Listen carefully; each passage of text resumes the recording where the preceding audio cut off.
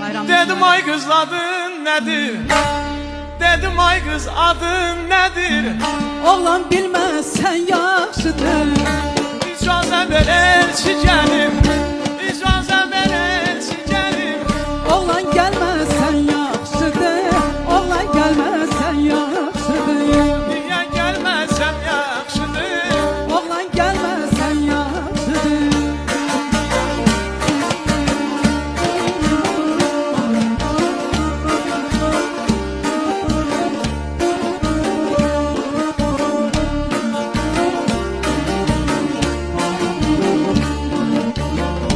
Daha sensiz döznür ürək, daha sensiz döznür ürək. Oğlan bu söz yercə gələk.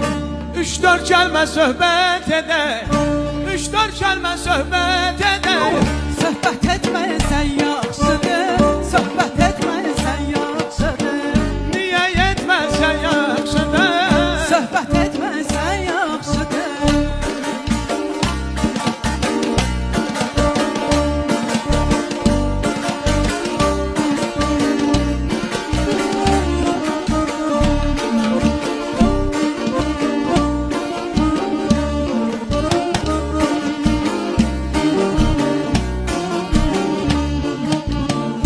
Bir kız yanakları yalmadı geçti.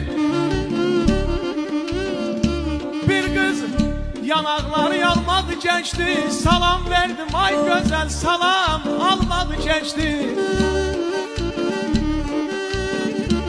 Ay güzel